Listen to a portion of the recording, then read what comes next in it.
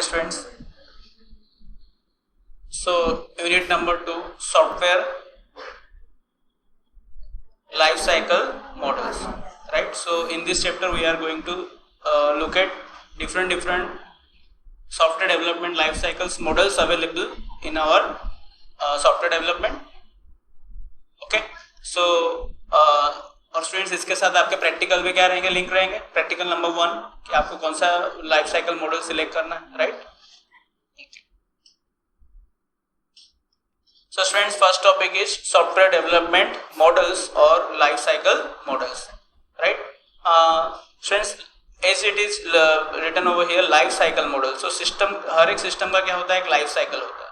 Understood. जैसे कि birth and death initially होता है, फिर क्या होता है, और उसका डेवलप किया जाता है, डेवलप के बाद एक मैच्योरिटी लेवल आता है, एंड मेंटेनेंस, एंड लास्ट में डेथ.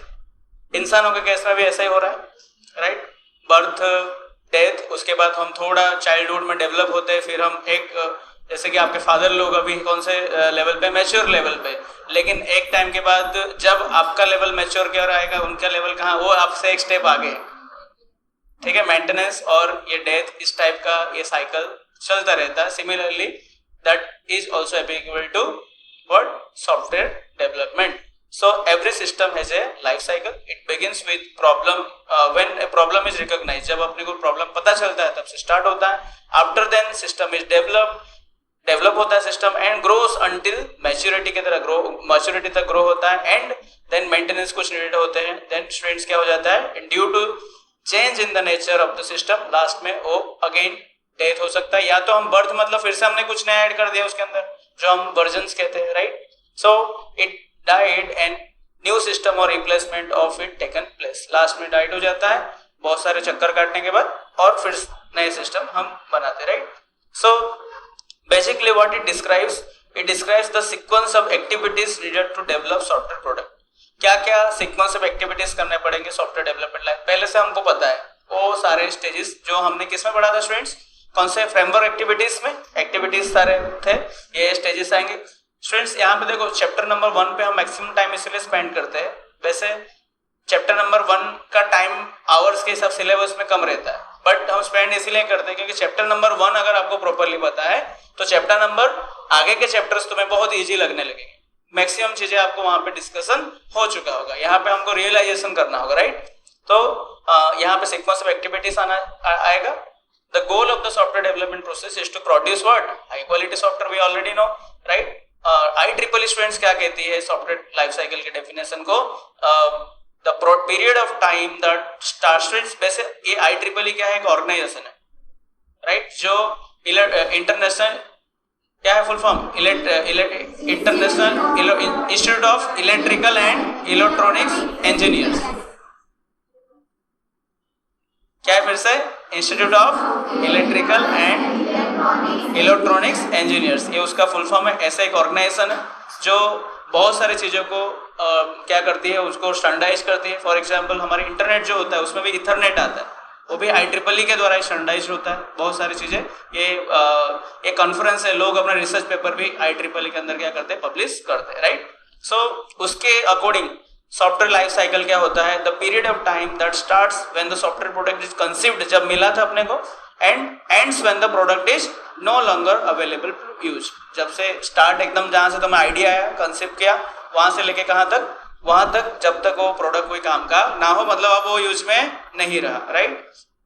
हाँ, उसको हम लोग स्टूडेंट्स, आपको पता है लाइफ साइकिल मॉडल को हम क्या कहते हैं, SDLC भी कहते हैं. राइट. स्टूडेंट्स उसका हम देखते हैं और कौन से डेफिनेशन है SDLC के. Is a process used by software industry to design, develop and test high quality software. ठीक है. ये सब हमें करना है. ये ओवरऑल डेफिनेशन है SDLC का. राइट. जो आप एग्जाम्स पॉइंट ऑफ व्यू में कंसिडर कर सकते हो, IEEE वाला भी और ये वाला भी. राइट. इसके अंदर थोड़ा बहुत सारा कवर हो रहा है कि ये सारी चीजें आते हैं. High quality software which meets what, exact customer requirements. Exact customer requirement मतलब SRS आ गया. क्या आ गया, SRS. And completion within the time and cost estimation. Timely complete होना चाहिए यूजर के रिक्वायरमेंट के अकॉर्डिंग, एंड जो कॉस्ट आपने SRS में नक्की किया था उसके हिसाब से होना चाहिए. राइट. ओके. स्टूडेंट इसमें बहुत सारे स्टेजेस आते हैं that software product undergo during the life time. जैसे कि हमने फ्रेमवर्क एक्टिविटीज में पढ़े थे, वो सारे स्टेजेस कंप्लीट करके आपका सॉफ्टवेयर कंप्लीट होगा, राइट। ये एक कैसा मॉडल है? Descriptive and diagrammatic representation of the software life cycle. यहाँ पे स्टूडेंट्स डायग्राम होगा, हर एक मॉडल का क्या होगा? एक डायग्राम का। मॉडल से नाम से पता चल रहा है कुछ क्या होगा? डायग्राम्स होगा। यहाँ पे हम अलग अलग मॉडल्स के कुछ डायग्राम्स भी देखेंगे और एग्जाम में उन डायग्राम्स को आपको क्या करना होगा? ड्रॉ भी करना होगा, राइट। तो लाइफ साइकिल मॉडल में क्या रिप्रेजेंट करता है? All the activities required to make a software product. Students जैसे कि आपने फ्रेमवर्क एक्टिविटीज में देखा, जो भी सारे एक्टिविटीज थे फ्रेमवर्क एक्टिविटीज में, कहां से स्टार्ट करते हो framework activities? Communication, planning, modelling, design, construction, तो ये सारा फेजेस से जाएगा, तभी जाके सॉफ्टवेयर क्या होगा? डेवलप होगा, right. General stage of software development life cycle sir, students मैंने क्या बोला था? वो भी आप कह सकते हो, या तो अभी जो हम यहाँ पे कह रहे हैं ये भी बराबर है, राइट। वो थोड़ा क्या है? इन जनरल लिखा गया है, इसको थोड़ा स्पेसिफाई करके लिखा गया है। क्या? जैसे कि पहले हम फिजिबिलिटी स्टडी करेंगे, रिक्वायरमेंट एनालिसिस एंड स्पेसिफिकेशन करेंगे, डिजाइन करेंगे, then coding, then testing and finally maintenance. तो स्टूडेंट्स हम यहाँ पे ये वाले स्टेप्स को लिखते हैं। बाकी कोई अगर एग्जाम में वो 5 लिखेगा तो भी उसको मार्क्स मिलेगा, और कोई ये सारा भी लिखेगा तो भी उसको मार्क्स मिलेगा, ठीक है। Need of life cycle models. Okay, तो हम स्टूडेंट्स पहले लाइफ साइकिल मॉडल पे जाने से पहले स्टूडेंट्स यहाँ पे सिर्फ अपने को एग्जाम पॉइंट ऑफ व्यू से नहीं, हमें हमारे फ्यूचरिस्टिक पे जॉब पॉइंट ऑफ व्यू से भी देखना है कि हम जब कंपनी में जाएंगे तब किस टाइप का, कोई उसको कम्युनिकेशन कह रहा है, कोई उसको फिजिबिलिटी, तो वहां झगड़ा नहीं करना, कोई दोनों क्या है? एक ही है, सेम ही है और कम्युनिकेट कर रहे हैं, राइट। तो need of life cycle model. Students ये लाइफ साइकिल मॉडल होते हैं तो हमें क्या एडवांटेज होता है, राइट। स्टूडेंट्स देखिए ये लाइफ साइकिल मॉडल क्या है, पहले चैप्टर पहले प्रैक्टिकल में क्यों आ रहा है? क्योंकि हम अब पहला प्रैक्टिकल में पहला आपको अगर उसका एम याद होगा तो क्या लिखा है? पहले आइडेंटिफाई और सॉफ्टवेयर क्या आप बनाना चाहते हो, उसके बाद तुरंत आ जाएगा क्या? कौन सा लाइफ साइकिल मॉडल उसके लिए आप लेना चाहते हो। तो बहुत ही ज्यादा इंपॉर्टेंट है। जस्ट जैसे ही आपको पता चला मुझे ये बनाना है, सेकंड काम किसका आएगा? कौन से मॉडल में जाना है। समझ में आ रहा है? जैसे क्योंकि मॉडल में हम जब जाएंगे software development life cycle model में, आपको स्टेजेस होंगे, आपको परफेक्टली पता चलेगा ये स्टेज से ये स्टेज में आया, ये स्टेज में आया, राइट। आपको पता चलेगा कितना प्रोग्रेस कंप्लीट हुआ है ना, परसेंटेज, क्योंकि ये इतने हो चुके इतना बाकी है। स्टूडेंट्स उन सारे स्टेजेस के एंट्री और एग्जिट क्या होते हैं पता रहते कि अब नेक्स्ट स्टेज में जाने के लिए मुझे क्या क्लियर करना पड़ेगा। जैसे स्टूडेंट सीए होता है, आपको पता होगा सीए के बहुत सारे लेवल्स होते हैं ना एग्जाम के, तो आपको पता है कि मुझे ये लेवल पे जाना है तो मुझे ये वाली लेवल क्या करनी पड़ेगी? क्लियर करनी पड़ेगी, तभी मैं जा पाऊंगा, है ना। तो कोई ऐसा नहीं करता मैं डायरेक्ट सीए की तैयारी कर रहा हूँ। सीए की जब तैयारी कर रहा है मतलब वो एक उसमें से एक पर्टिकुलर लेवल की तैयारी कर रहा होगा। तो यहाँ पे भी ऐसे लेवल्स है, एक का एग्जिट होके ही दूसरे में तुम क्या कर सकते हो? एंट्री कर सकते हो। तो तुम्हें क्लियर कट पता चलता है कि प्रोग्रेस क्या है, सॉफ्टवेयर का प्रोग्रेस क्या है, right. So process model provides generic guidelines for developing a suitable process for a project. पहली बात तो आपको क्या हेल्प कैसे करते हैं? They will give you guideline. Second students क्या बढ़ता है इसमें? क्वालिटी ऑफ द प्रोडक्ट बढ़ता है। स्टूडेंट्स हमने देखा था नीड ऑफ सॉफ्टवेयर इंजीनियरिंग, उसके जैसा ही आपको यहाँ पे सिमिलर पॉइंट्स कुछ मिलेंगे, क्योंकि सॉफ्टवेयर इंजीनियरिंग में सॉफ्टवेयर डेवलपमेंट लाइफ साइकिल बनाना है, राइट। ओके स्टूडेंट्स अगर अपने पर्टिकुलर लाइफ साइकिल मॉडल नहीं लेंगे तब क्या होगा? ए software product would not be a systematic and in a discipline manner. Students वहां पे भी ऐसा ही था, सॉफ्टवेयर इंजीनियरिंग नहीं यूज करोगे तो क्या नहीं होगा? प्रोडक्ट डिसिप्लिन नहीं बनेगा, सिस्टमैटिक नहीं बनेगा। सिस्टमैटिकली नहीं बनेगा तो अपने 3 गोल वायलेट हो जाएंगे। क्या क्या? High quality, cost and timeline. Deadly आपको मतलब ऑन टाइम बनाना है आपको, राइट। तो ये सारे तो हम लोग जो software development life cycle follow करेंगे तब अपना प्रोडक्ट सिस्टमैटिक भी बनेगा एंड डिसिप्लिन मैनर में हम प्रोडक्ट बना सकते हैं, right. Provide monitoring the progress of the, मैंने कहा ना ये सबसे इंपॉर्टेंट क्या है, आप जब सॉफ्टवेयर डेवलपमेंट लाइफ साइकिल को फॉलो करते हो तब आपको आप अपने प्रोग्रेस को मॉनिटर कर सकते हो कि कहां तक हुआ है मेरा प्रोडक्ट। जैसे कि आप सीए कर रहे हैं, 4 लेवल या 3 लेवल है, आप सेकंड लेवल है तो आपको पता है कि मेरा 2 लेवल खत्म हो चुका है, एक ही बाकी है। हाँ, आपको आइडिया है कि प्रोग्रेस कहां तक हुआ है। तो वैसे ही हमको स्टेज है इतना, तो इतने स्टेप हो चुके, इतना बाकी है, तो आपको प्रोग्रेस पता चल रहा है, राइट। तो this is very important point कि by software development life cycles you will able to know your level of progress. Okay students, मैंने आपको कहा बहुत सारे स्टेजेस है, इसीलिए आपको क्या पता चलेगा? Defines entry and exit criteria for every phase. हर एक फेज के लिए क्या है? Entry and exit criteria. जैसे कि तुम बोलोगे मैं डायरेक्ट सीए के थर्ड लेवल पे एग्जाम दे दूंगा, तो बोलोगे तुम एलिजिबल नहीं हो, तुम पहले सेकंड लेवल का सर्टिफिकेशन दिखाओ। ये सर नो, तुमने वो एग्जाम क्रैक किया, उसका सर्टिफिकेशन दिखाओ, देन ओनली यू आर। जैसे फॉर एग्जाम्पल स्टूडेंट्स, अभी आप बोलोगे मुझे यूपीएससी का एग्जाम देना है, तो बोलेंगे तुम्हारा डिग्री दिखाओ पहले। उसके लिए मिनिमम क्वालिफिकेशन क्या चाहिए? डिग्री चाहिए। भले तुम बीए से पढ़े हो, बीए हो, बीकॉम हो, कुछ भी हो, but what you require a degree. तो उसके बिना तो pre defined entry and exit है कि तुम्हें ए स्टेज में जाना है। तुम बोलोगे मैं टेस्टिंग डायरेक्ट करना है, प्रोडक्ट बनाया नहीं, टेस्टिंग बोल रहा है, तो बोले पहले कोडिंग का दिखाओ सर्टिफिकेट, कोडिंग हुआ है कंप्लीट। समझ में आ रहा है? तो इसमें डिफाइंड प्री डिफाइंड क्या रहता है? एंट्री एंड एग्जिट क्राइटेरिया होते हैं। This criteria is used to chart the progress of the project. इससे यही पता चलता है कि प्रोजेक्ट का प्रोग्रेस कितना हुआ है, right? A phase can begin only when the corresponding entry criteria is satisfied. एक स्टेज में तुम कब जा पाओगे? मान लो मुझे टेस्टिंग में जाना है, तो टेस्टिंग का एंट्री क्राइटेरिया क्या हुआ है? कोड हुआ है, कोड कंप्लीट हो तभी यहाँ पे आने का। तुम बोलोगे सर मेरा मन कर रहा है डायरेक्ट कौन सा एग्जाम दे दूं, पीजी सेट दे दूं, कौन सा है? डीडी सेट, हाँ, डिप्लोमा वालों का फाइनल में देना होता है, तो आपको क्या बोला जाएगा? You are not eligible. पहले तुमको उसके लिए किस सेम में आना पड़ेगा? 6th सेम में आना पड़ेगा। Understood? So this is not allowed. या तुमको कोई मास्टर डिग्री के एग्जाम डायरेक्ट नहीं दे पाओगे, एनईटी करके एग्जाम आता है, वो मास्टर स्टूडेंट्स ही दे पाए, तो तुम बोलोगे अभी से देना, तो दैट इज नॉट पॉसिबल, क्योंकि तुम उसके एंट्री क्राइटेरिया को क्या नहीं कर रहे हो? मैच नहीं कर रहे हो। कुछ जॉब्स के लिए आपके एज भी होता है कि इतना एज मिनिमम चाहिए, राइट? तो वो भी आपको पॉसिबल नहीं है, तो वो एंट्री क्राइटेरिया, राइट? हाँ, if entry and exit criteria for various phases are satisfied, it's easy to, फिर से देखो स्टूडेंट्स रिपीटेडली अपने पास कौन सा पॉइंट आ रहा है? Monitor the progress. आप software development life cycle follow करोगे तो you will able to monitor the progress, कितना सॉफ्टवेयर का प्रोग्रेस हुआ है, कितना। इससे हमें कैसे पता चलेगा कौन से स्टेज पे हुआ? अगर आप हायर स्टेज पे हो तो आप ज्यादा प्रोग्रेस हो चुके हो, आप जल्द स्टार्ट किए हो तो लेसर स्टेज पे हो तो लेस प्रोग्रेस हुआ, राइट? ओके। और डॉक्यूमेंटेशन बेस के अंदर आता है स्टूडेंट्स, वहां पे भी डॉक्यूमेंटेशन था कि software development need of software engineering, क्योंकि आप वहां पे डॉक्यूमेंटेशन करोगे तो हमें फ्यूचर में सिमिलर प्रोजेक्ट डेवलप करना होगा, तो हमको क्या मिलेगा? बेनिफिट मिलेगा, right? Okay. Enhance is the understanding between developers and client. जैसे कि अपने एसआरएस बनाते हैं, एसआरएस बनाएंगे तो क्या किसके बीच में अंडरस्टैंडिंग डेवलप होगा? क्लाइंट और डेवलपर के बीच में, राइट? हाँ स्टूडेंट्स, ये सारे हम इसके अंदर अलग अलग जो मॉडल्स है जो हम यहाँ पे क्या देखने वाले हैं ड्यूरिंग दिस चैप्टर, ठीक है?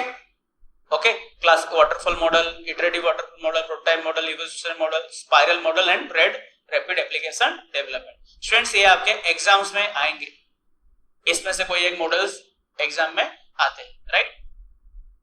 हाँ, सबसे पहला हम किससे स्टार्ट करेंगे स्टूडेंट्स? Waterfall model, right? तो स्टूडेंट्स वाटरफॉल मॉडल जैसे कि आप ये कुछ स्टेज सीढ़ी जैसा है, राइट? स्टेप्स है, तो यहां से वाटर ऐसे क्या ऐसे फॉल करता है, तो इसको इसलिए क्या बोलते हैं? वाटरफॉल, ठीक है? क्योंकि वो चला गया नीचे, फिर वो वापस आता नहीं। मतलब यहाँ पे वाटरफॉल मॉडल का सिंपल एक कंसेप्ट है कि स्टूडेंट्स ये पुराना सिस्टम है स्टूडेंट्स, अभी करंटली इसको यूसेज में होता नहीं। देखो जब भी हम कुछ पढ़ते नया, हम हिस्ट्री से पढ़ते जाते हैं ना, राइट? तो यहाँ पे स्टूडेंट्स ऐसा है कि आप एक स्टेज से दूसरे स्टेज पे चले गए, तो फिर आप वापस कौन से स्टेज पे नहीं आओगे? प्रीवियस स्टेज पे नहीं आओगे, वाटरफॉल चला गया, राइट? तो स्टूडेंट्स लेकिन हमको रियल में ऐसा नहीं होता।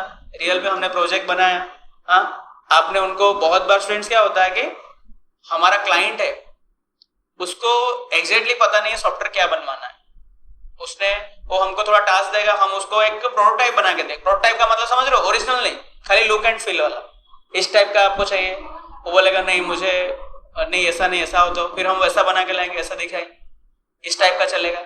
फ्रेंड जैसे कि मान लो कि तुमको हमारा आपको क्या है, आपने एक फ्लैट, अभी कुछ फ्लैट आपका घर है उसके ऊपर फ्लोरिंग करना चाहते हो, तो आप आर्किटेक्ट को बोलोगे कि आपको वो टाइल्स सिलेक्ट करने ले जाएगा कि कौन से टाइल्स आपको बेटर लगे। तो आप वहां पे गए, इतने सारे टाइल्स देखे, तुमको कुछ कंफ्यूज हो गए कि कौन सा बेस्ट लगेगा, तो तुमने क्या किया? मुझे इसका 3D मॉडल बना के दो, मेरे घर का 3D मॉडल बना के दो जिसमें ये मुझे टाइल्स दिखाओ। तो उसने ये टाइल्स को आपने 3 के सिलेक्ट किया था, मेरा टॉप 3 सिलेक्शन है, ठीक है, 1 2 3। तो वो पहले क्या करेगा, वन टाइल वाला मॉडल बना के दिखाएगा, बोले नहीं यार इसमें सेट नहीं हो रहा है, एक काम करो आप थर्ड वाला ले लो, तो थर्ड वाला फिर से, जब तक आप अच्छा वो थर्ड फाइनल कर लिया तो ऑर्डर हो गया क्या? नहीं हुआ है, खरीदा नहीं गया, जब तक आप फाइनल नहीं करते तब तक ऑर्डर हुआ नहीं। तो आप देखोगे, विजुअलाइज करोगे, अच्छा ये मुझे ऐसा दिखेगा मेरे घर पे, ये मुझे पसंद आएगा, तो फिर आप उसको क्या करोगे, डन करोगे।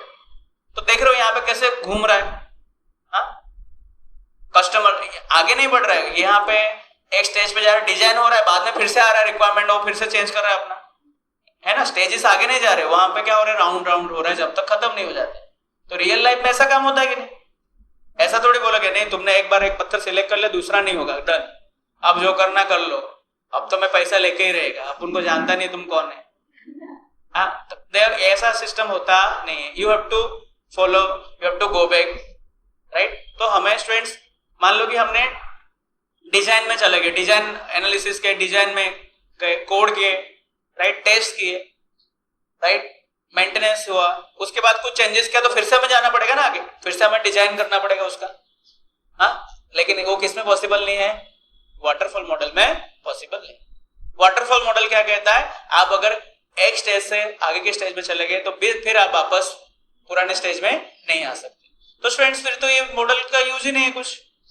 यस, तो ये मॉडल कब यूज हो सकता है? जब प्रोडक्ट बहुत ही छोटा, जिसमें तुमको पता ही है कि इतना ही आने वाला है, you know it very well कि इसमें इतना ही होता है, 4 स्टेज ही आते हैं, ये मतलब इतना ही वर्क होता है, और आपने ऐसे बहुत सारे प्रोडक्ट्स बनाए और ये जनरल पर्पज, सबको पता है कि इतना ही आता है। तो ऐसे टाइम में हमको पता है कि इसमें वही स्टेज होगा, उसमें कोई भी क्या नहीं होने वाला, चेंजेस होने वाला नहीं है। तो at that time when the product is very small, पहला पॉइंट कब यूज करना है? When the product is very small. Second, when the product is well known, जब आपको सब कुछ पता ही है, at that time we can go for waterfall model. Understood? जहां पे हमें वापस आना नहीं है, right. So this model was originally proposed by, देखो ये कब की बात है स्टूडेंट्स? 1970, ठीक है, प्रपोज। लेकिन स्टूडेंट्स ये फालतू नहीं है, क्योंकि पहले किसने स्टार्ट किया, उसके बाद तो नए नए सोच आए, उसको बोलते थियोरी ऑफ इवोल्यूशन। किसी ने कुछ स्टार्ट किया तो क्या हो रहा है? इवोल्यूशन हो रहा है, राइट। जैसे कि स्टूडेंट्स आज हम चैट जीपीटी जो देख रहे हैं वो इनिशियल स्टेज पे, क्या नेक्स्ट 10 इयर्स में वैसा ही होगा? बहुत कुछ बदल गया होगा। हम लोग इनिशियल स्टेज को देख रहे हैं, लेकिन 10 इयर्स के बाद एआई के जमाने में चैट जीपीटी या चैट जीपीटी का भी और कुछ आ गया होगा, कोई और कंपनी। देखो अगर गूगल इतने साल से राज कर रहा था, चैट जीपीटी अचानक आके दंगल मचा दिया, तो और भी कोई कंपनी साइलेंटली वर्क कर रहा होगा जो कुछ सालों के बाद आएगा। यस और नो? तो कुछ भी पॉसिबल है, राइट। तो स्टूडेंट्स ऐसा ही ये थियरी ऑफ इवोल्यूशन है, पहले कुछ स्टार्ट होता है, फिर लोग उसको देख के उससे बेटर बनाते, तो धीरे धीरे आगे देखते जाएंगे कैसे अच्छे अच्छे मॉडल्स आते गए, और अभी हमारे पास बहुत सारे चॉइसेस है कि कौन से मॉडल पे हमें जाना चाहिए, depending on the nature of the project. Students यहाँ पे हमारे पास बहुत सारे मॉडल्स अवेलेबल है, हमें कौन सा मॉडल सिलेक्ट करना है कैसे पता चलेगा? हमारे रिक्वायरमेंट के हिसाब से।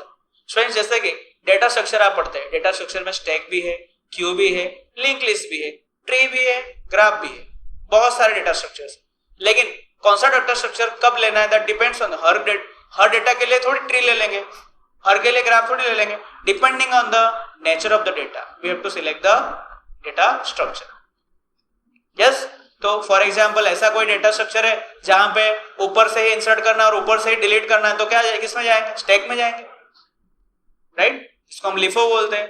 ओके, क्यू होगा तो क्यू जैसा होगा तो क्यू में जाएंगे, जैसे ब्लॉकचेन जैसा है बच्चों तो वहां पे लिंक लिस्ट का यूज होता है। अंडरस्टूड? तो depending on the nature of the data we have to select the data structure.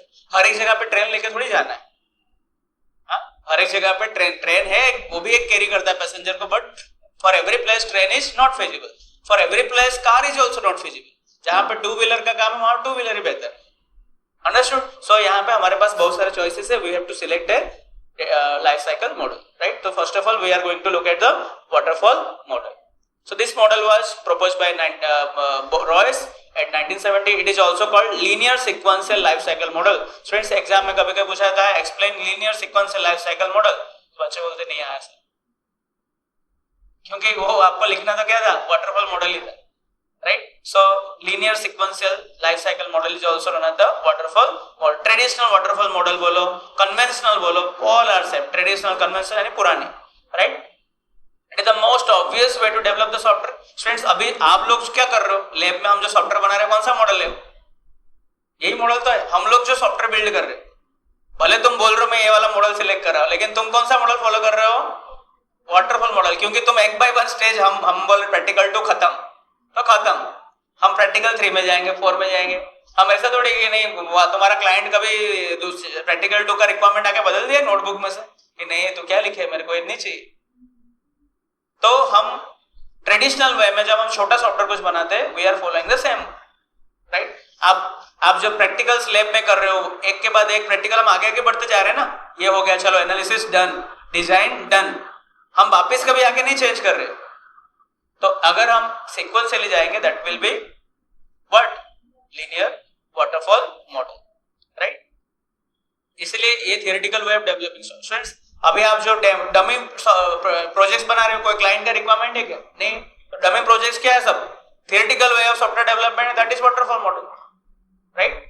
All other life cycle models are essentially derived from it. सारे अदर मॉडल्स कहां से डिराइव हुए? इधर से ही डिराइव हुए. तो मेन कौन सा हुआ तुम्हारा? Waterfall model, right. स्टूडेंट्स देखो, इस मॉडल में ये सारे स्टेजेस आएंगे, बल्कि स्टूडेंट्स ये स्टेजेस सब में आएंगे. हाँ, कोई ऐसा सॉफ्टवेयर जिसमें कोडिंग ही नहीं आएगा? सब में आएंगे. ये सारे स्टेजेस आएंगे, लेकिन ये स्टेज कहीं पे कुछ दूसरे मॉडल्स में क्या होगा, हम पीछे भी जाएंगे, आगे भी जाएंगे, लेकिन ये सारी चीजें तो रहने वाले. ओके, तो स्टूडेंट्स हम एक ही बार उनके बारे में पढ़ने वाले. बाकी बात में खाली हम देखेंगे कि क्या चेंज हो रहा है. फिर से हम फिजिबिलिटी स्टडी फिर से नहीं पढ़ेंगे, क्योंकि वो वही रहने वाला, right. So feasibility study, requirement analysis and specification, design, coding and unit testing, integration system testing, then maintenance. Okay, तो स्टूडेंट्स देखिए यहाँ पे पहला क्या होगा? Feasibility study. फिजिबिलिटी स्टडी का मतलब मैंने आपको बताया था कि जब भी कंपनी पहले क्या चेक करती? अपनी औकात चेक करती, क्या मैं इस प्रोडक्ट को बना पाऊंगा क्लाइंट के लिए. क्लाइंट ने मुझे बोला है 90 डेज में प्रोजेक्ट कंप्लीट करना, लेकिन मेरे पास इतने एम्प्लॉइज नहीं है जो 90 डेज में कर पाए, राइट. क्लाइंट ने मुझे IoT वाला काम दिया, इंटरनेट ऑफ थिंग्स, मेरे पास ऐसा है नहीं. AI बेस्ड काम दिया, लेकिन मेरे पास सर्वर्स नहीं है हाई एंड, मेरे पास ऐसा हार्डवेयर नहीं है. तो all these things we can not afford, right. So feasibility study will be failed. अगर सब कुछ अंडर और कंट्रोल होगा, देन वी कैन पास कि हाँ ये फिजिबल है हमारे लिए. देन आप क्या करोगे स्टूडेंट्स? रिक्वायरमेंट को एनालाइज करोगे. रिक्वायरमेंट को क्या करोगे? एनालाइज. स्टूडेंट्स, रिक्वायरमेंट को एनालाइज करने का मतलब क्या? रिक्वायरमेंट को समझना. रिक्वायरमेंट गैदरिंग के बाद ही होगा. तुम पहले रिक्वायरमेंट क्लाइंट का गैदर करोगे जाके. स्टूडेंट्स, फिजिबिलिटी स्टडी के पहले भी क्या आएगा? Requirement gathering. क्योंकि बिना रिक्वायरमेंट गैदर के कैसे पता लगाओगे कर पाऊंगा कि नहीं कर पाऊंगा, राइट. तो रिक्वायरमेंट गैदर हो चुका है. एनालाइज का मतलब स्टूडेंट्स क्या? एडिट करना. क्या करना? एडिट करना. रिक्वायरमेंट को एडिट करना. एडिट का मतलब आप समझते हो? एडिट का मतलब क्या होता है? इंसर्ट करना, या तो अपडेट करना, या तो डिलीट करना.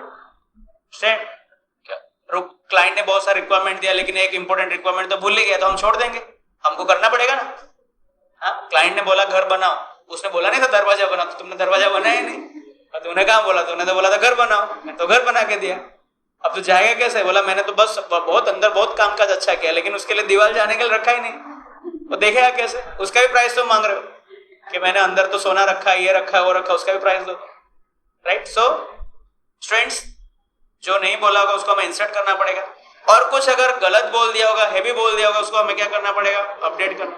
वो बोलेगा ऐसा एक घर बनाओ जो हवा में उड़ रहा हो, तो उसको बोलेंगे भाई पता है आपका बजट बहुत ज्यादा है, लेकिन थोड़ा माप में आ जाइए, ये थोड़ा नीचे बनाइए, राइट. जमीन पे बनाए, अभी इस बार जमीन पे रखते हैं, नेक्स्ट टाइम आपके लिए पक्का हवा में कर दें, राइट. सो उसको उसके रिक्वायरमेंट को क्या करेंगे?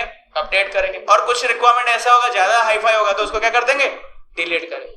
कि बजट तुम्हारा करोड़ का है और तुम काम बुर्ज खलीफा वाला दे रहे हो, राइट. तो ये पॉसिबल नहीं है. So we need to delete this. Okay, तो रिक्वायरमेंट को हम क्या कर रहे हैं स्टूडेंट्स? एनालाइज कर रहे हैं. एनालाइज मींस क्या कर रहे हो आप? रिक्वायरमेंट को एडिट कर रहे हो. कुछ ऐड कर, इंसर्ट कर रहे हो, कुछ डिलीट कर रहे हो, कुछ अपडेट कर रहे हो. उनको समझा रहे हो. बहुत बार रिक्वायरमेंट क्या होता है? इधर उधर पड़ा होता है, उसको तुम समझा रहे हो. अच्छा, तुम एग्जैक्टली ये कहना चाह रहे हो.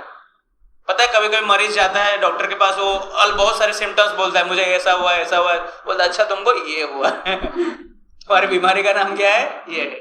वो बहुत सारे सिम्टम्स बताता है। तो इस तरह से बहुत सारी चीजों को बराबर करता है। फिर स्टूडेंट्स लास्ट में क्या किया जाता है, रिक्वायरमेंट को स्पेसिफाई किया जाता है जो एसआरएस डॉक्यूमेंट में होता है, राइट। रिक्वायरमेंट को क्या करेंगे, लिख देंगे। फिर उसके बाद एसआरएस के बाद क्या बनेगा, डिजाइन होगा उसके बेस पे। डिजाइन के बेस पे क्या होगा, कोडिंग होगा। कोडिंग के बाद क्या होगा, ये सारे टेस्टिंग है, test unit testing, integration, system testing, and last में स्टूडेंट्स क्या होगा, मेंटेनेंस, राइट। ओके स्टूडेंट्स, यहाँ पे phases between feasibility study and testing is known as the development phase.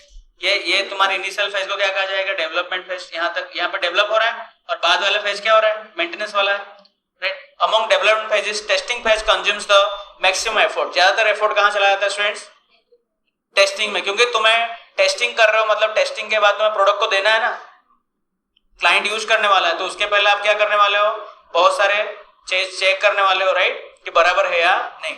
Among all phases of life cycle maintenance phase consumes maximum effort. Maintenance phase में भी क्या होता है स्टूडेंट्स, एफर्ट आपके consume होते हैं। यहाँ पे बेटा बुक में देखो तो यहाँ पे दोनों मैक्सिमम लिखा है, both are taking maximum effort. Okay, testing phase also consumes maximum effort and maintenance phase also contains means takes what maximum effort, right. Students development यानी ऊपर वाले फेज में भी, ऊपर वाले फेज की बात करें यहाँ से यहाँ, तो भी ये टेस्टिंग ज्यादा ले रहा है, एंड लास्ट में ओवरऑल देखे तो मेंटेनेंस आपके मैक्सिमम एफर्ट ले रहा है। तो पहला पॉइंट क्या है स्टूडेंट्स, आपका फिजिबिलिटी स्टडी, ठीक है। स्टूडेंट्स क्या है इसका aim, to determine whether the system would be financially and technically feasible to develop the product. क्या फाइनेंशियली और टेक्निकली फिजिबल है हमारे लिए बनाना, राइट।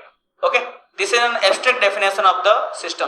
पहले आपको फिजिबिलिटी स्टडी करने से पहले आपको एक एब्स्ट्रैक्ट डेफिनेशन मिलेगा। एब्स्ट्रैक्ट डेफिनेशन मतलब क्लाइंट आपको बोलेगा ना ये चीजें मुझे करना है, उसके बेसिस पे आपको सोचना है कि क्या मैं कर पाऊंगा या नहीं कर पाऊंगा, राइट।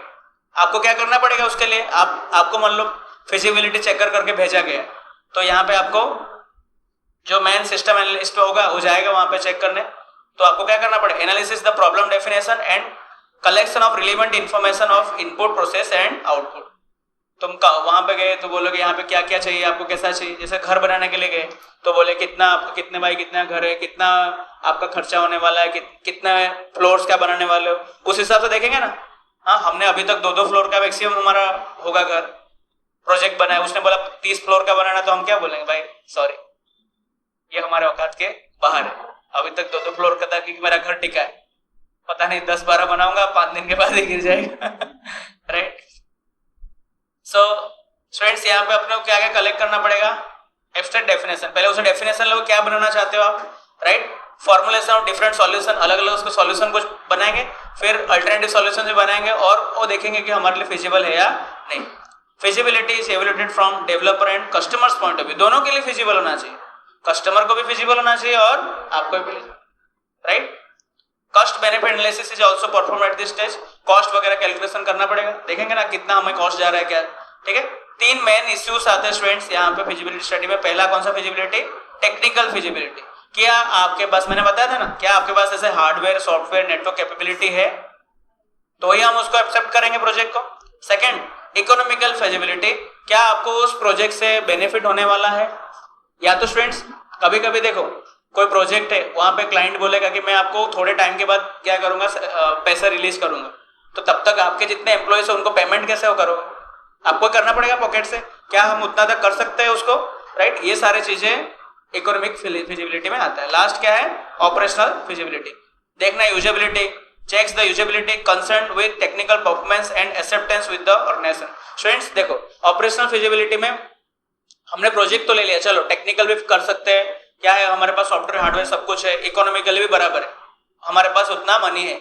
लेकिन स्टूडेंट्स हमको लग रहा है कि ये प्रोजेक्ट क्या पता बनने के बाद उसको अगर कस्टमर एक्सेप्ट ही नहीं करेगा, तो बड़ा प्रोजेक्ट है, पहली बार हम कर रहे हैं। हाँ, मान लो कि स्टूडेंट्स हमने छोटे छोटे सॉफ्टवेयर बनाए थे, लेकिन गवर्नमेंट ऑफ इंडिया ने हमको कहा तुमको इनकम टैक्स डिपार्टमेंट के लिए सॉफ्टवेयर बनाना। आप बोलोगे यार ये तो मैंने अभी तक होटल मैनेजमेंट सॉफ्टवेयर बनाया है, लाइब्रेरी बनाया है, ये बराबर है। हाँ, चलो उसमें कुछ अगर किसी ने बुक का कुछ किया, अगर नहीं भी हुआ, फूड ऑर्डर किया 10 मिनट लेट हो गया, चलेगा कोई बात नहीं, या तो कुछ क्रैश हो गया है, लेकिन बेटा तुम इनकम टैक्स किसका बना रहे हो, इंडिया का। वहां पे करोड़ों लोग उसको यूज करेंगे, और कितने अमीर अमीर लोग यूज करेंगे, हाई नेटवर्थ इंडिविजुअल्स यूज करेंगे जिनके इनकम करोड़ों में, वहां पे तुमने गलती कर दिया तो क्रैश हो गया, बंद हो गया, चल नहीं रहा है बराबर। हाँ, तो स्टूडेंट्स अपने को तुम्हें लेने से पहले लगेगा ना मैं तो बना दूंगा, अपने को क्या है, लेकिन बनाने के बाद वो सामने वाला यूज करेगा कि नहीं, वो दिक्कत वाला।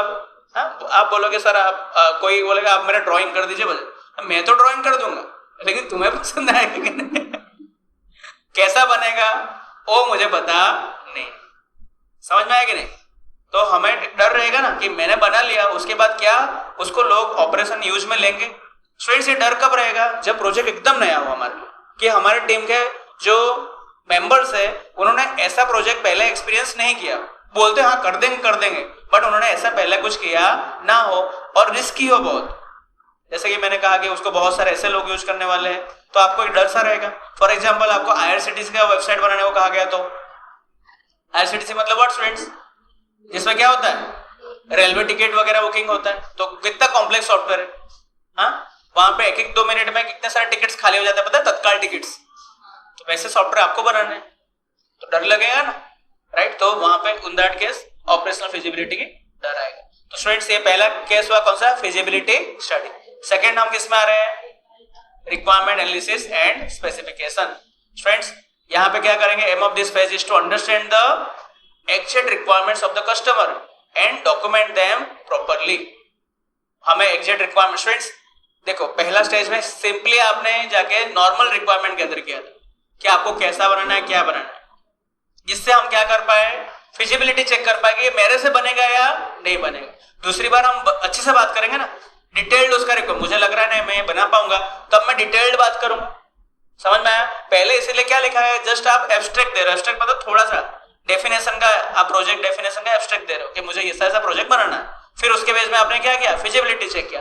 अब सेकंड क्या करने वाला आगे, उसके रिक्वायरमेंट को एनालिसिस करने वाले, यानी पहले रिक्वायरमेंट को क्या करोगे, गैदर करोगे, फिर उसको एनालाइज करके फिर उसको नोट डाउन करोगे, यानी एसआरएस प्रिपेयर करोगे, राइट? हाँ स्टूडेंट्स ये एग्जाम के लिए इंपॉर्टेंट है, requirement analysis and specification stage, right? तो यहाँ पे आपको क्या करना होता है, रिक्वायरमेंट कलेक्शन के बाद उसको डॉक्यूमेंट करना पड़ता है प्रॉपर्ली, यानी स्पेसिफाई करना पड़ता है। Students it also reduces communication gap between the developer and customer, उनके बीच में कम्युनिकेशन गैप अवॉइड करेगा क्योंकि साथ में मिलकर डिस्कस करेंगे। ओके, इसके अंदर कितने स्टेजेस आते हैं स्टूडेंट्स इस एक्टिविटी में, 2, ठीक है, जिसको हम बोल सकते हैं गेस।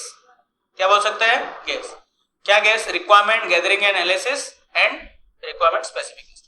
या तो 3 स्टेज में अगर डिवाइड करो तो पहले आपको क्या करना पड़ेगा, रिक्वायरमेंट गैदर करोगे, देन एनालाइज, देन स्पेसिफाई। समझ में आ गया? आगे के चैप्टर्स में काम आने वाले स्टूडेंट्स, बहुत सारे कंटेंट रिपीटेड आएंगे, अगर यहाँ पे समझ लिए होंगे तो आगे आपको इजी पड़ेगा। क्या होता है gas, G for gather, A for analyse, S for specify. Students gather मतलब वो सब कुछ बोलेगा, लेकिन एनालाइज मतलब क्या करोगे, आप उसको एडिट करोगे कि तुमको एग्जैक्टली ये चाहिए, एंड लास्ट में क्या करोगे, तुम नोट डाउन कर लोगे, स्पेसिफाई यानी एसआरएस बना दोगे जिसकी साइन लोगे, राइट? तो पहला क्या है students, the goal of this activity to collect all requirement information from the customer regarding the product to be develop, जो हम प्रैक्टिकल नंबर 2 में कर रहे हैं, सारे रिक्वायरमेंट्स उसको बोल रहे क्या है बताओ, ठीक है? This is done to clearly understand the customer requirement so that incompleteness and inconsistencies are removed. कोई कंप्लीट, सारा कंप्लीट हो सके, कोई ऐसा आधा अधूरा बाकी ना रह जाए, कोई कंफ्यूजन ना रह जाए, सारे आप कलेक्ट कर लोगे, राइट? फिर क्या करोगे, रिक्वायरमेंट एनालाइज, ठीक है? स्टूडेंट्स इस केस में हमारा गोल क्या होता है, to determine exact needs of the customer, to इससे क्या होगा, you can improve the quality. Exact क्या है, एग्जैक्ट करना मतलब एडिट करना, उसने एक्स्ट्रा बोला उसको निकालना, ये सब। एंड लास्ट में क्या करोगे स्टूडेंट्स, उसको स्पेसिफाई द यूजर, मतलब क्या बन जाएगा इसमें, एसआरएस डॉक्यूमेंट बनेगा। ओके, यहाँ पे जो भी उसने दिया होगा, फाइनल आपने जो एनालाइज करने के बाद सारे रिक्वायरमेंट्स को प्रॉपर्ली ऑर्गेनाइज करके एक एसआरएस प्रिपेयर करोगे, तो फाइनल डॉक्यूमेंट क्या होगा इस स्टेज का, SRS document. Understood? So the important component of SRS are the, हमको पता है स्टूडेंट्स क्या आते हैं, 2 component, functional requirements and non functional requirements, ठीक है? एंड कंस्ट्रेंट मतलब कुछ conditions, right? Output of this phase क्या होता है स्टूडेंट्स, एसआरएस डॉक्यूमेंट। उसको हम क्या बोलते हैं स्टूडेंट्स, ये देखो ये भी इंपॉर्टेंट है, एसआरएस का अदर नेम क्या है, black box specification. Students black box का मतलब क्या होता है, ब्लैक बॉक्स का मतलब होता है व्हाट बट नॉट हाउ। क्या बोला मैंने, what but not how. For example, तुम्हारे दोस्त ने बोला कि मुझे 500 रुपए के बहुत अर्जेंट है, या तो बोला 10,000 रुपए के बहुत अर्जेंट है, तुम्हारा बेस्ट फ्रेंड, तुमने उसको नेक्स्ट दिन लाके 10,000 दिया, राइट? अगर वो आपको पूछे तूने कैसे लाया, चुप, व्हाट बट नॉट हाउ, मैंने क्या क्या दिया तूने रखा बस, हाउ मत पूछ मैंने कैसे लाया। तुम्हें तुम्हारा किससे मतलब है, पैसे से मतलब है, हाउ पूछने का नहीं। अंडरस्टूड? तो यहाँ पे भी स्टूडेंट्स, यहाँ पे आप एसआरएस में बोल रहे हो कि ये सॉफ्टवेयर बनेगा, इसका डेडलाइन ऐसा होगा, हाँ ऐसा नक्की हो रहा है, ये रिक्वायरमेंट है। अगर कस्टमर पूछेगा कैसे करोगे, चुप, अभी बिल्कुल मत बोल, करने वाला मैं करूंगा। कैसे होगा, हाउ पे, इसलिए हम उसको क्या बोलते हैं, black box. Student black box का मतलब जैसे कि मैं एटीएम मशीन है, मैं वहां पे मेरा एटीएम कार्ड डाल रहा हूँ, पिन्स डाल रहा हूँ, पैसा मिल रहा है, मैं नहीं पूछूंगा पैसा कैसे आया, एटीएम को मुझे कहां से लाया बता दो, सीक्रेट क्या है, what is the secret of your energy, right? तो ऐसा हम पूछेंगे नहीं, हाउ नहीं पूछेंगे, व्हाट। सो ऐसे को क्या कहा जाता है, ब्लैक बॉक्स कहा जाता है, क्योंकि ब्लैक बॉक्स का मतलब ट्रांसपेरेंट बॉक्स नहीं है। ब्लैक बॉक्स का अपोजिट क्या है, ट्रांसपेरेंट बॉक्स, जिसमें आपको सब कुछ दिख रहा है कैसे हुआ। और ब्लैक बॉक्स का मतलब आपको पता नहीं चल रहा अंदर क्या हो रहा है, राइट? तो एसआरएस भी ऐसा ही है ना, एसआरएस आपको व्हाट बताता है, हाउ नहीं बताता, कि ये करना है, कैसे करना है वो बताता नहीं, राइट? हाँ, दिस फेज, हाँ देखो लिखा है, दिस फेज क्या आता है, concentrates on the what part but not how part, that's why it is not the black box specification. है आपके शॉर्ट क्वेश्चंस के लिए इंपॉर्टेंट क्वेश्चंस है, राइट? कि ब्लैक बॉक्स स्पेसिफिकेशन हम किसको कहते हैं, तो it is not the SRS document को हम ब्लैक बॉक्स स्पेसिफिकेशन कहते हैं, राइट? स्टूडेंट्स रिक्वायरमेंट, यहाँ पे आपको कौन सा वर्ड तीन याद रखना student, GAS, gathering, analysis and specification. ये तीनों को मिलके हम मिलाने के बाद क्या बन जाता है, requirement engineer. Gas equal to requirement engineer, gather, analyse and specify. Specify मतलब नोट डाउन कर दो, एसआरएस प्रिपेयर कर दो। एसआरएस के अंदर क्या पार्ट्स आते हैं, functional requirements, non functional requirements, constraints. Constraints मतलब कंडीशन, राइट? तो okay, so next topic is, okay, next topic we'll see in the next lecture.